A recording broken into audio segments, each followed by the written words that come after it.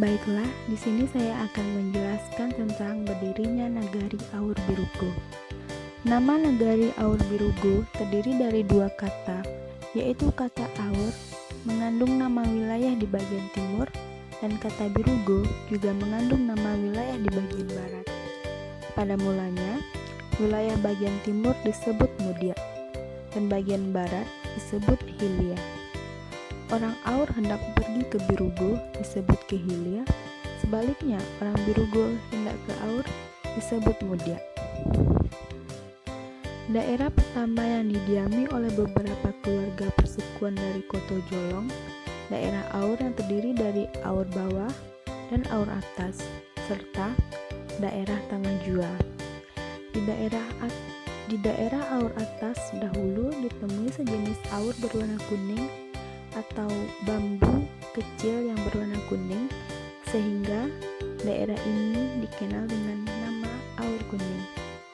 Bagi pemukiman daerah baru, sebutan Awur Kuning cukup dikenal seperti lazimnya daerah baru turut dibuka oleh pendatang-pendatang baru dari berbagai persukuan datang ke daerah ini untuk membuka hutan. Di sini saya juga akan memperkenalkan adat yang ada di Nagari Kurai Awur Kuning, sebagaimana yaitu seperti Batagak Panggulu atau mendirikan Panggulu. Mendirikan Panggulu yaitu memparalean atau menjamu anak nagari.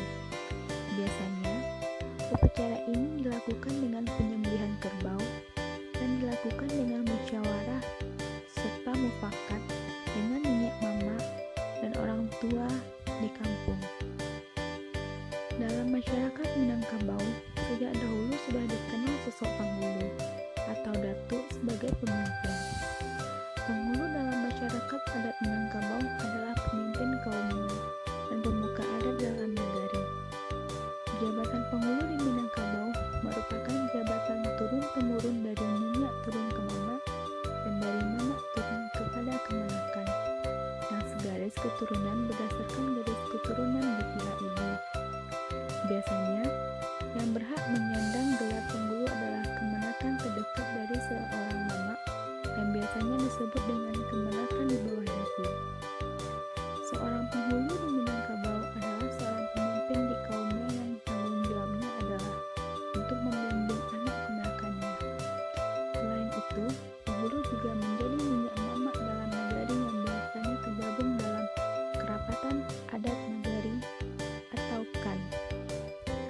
Penghulu atau lazim juga dipanggil datua di Minangkabau adalah seorang laki-laki yang sudah memenuhi syarat menurut kaumnya, di antaranya orang baik, sudah balik, dan berakal, berilmu, dan lain-lain.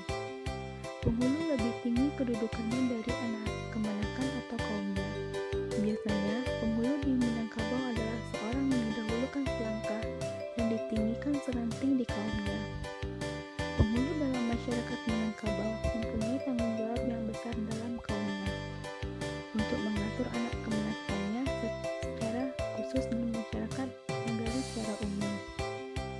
Seorang penghulu di Minangkabau berkewajiban untuk memimpin, memelihara, dan melindungi kaumnya sehingga anak kemenakannya merasa aman dan tentram. Seorang datu atau penghulu mempunyai martabat yang tinggi di mata anak kemenakannya.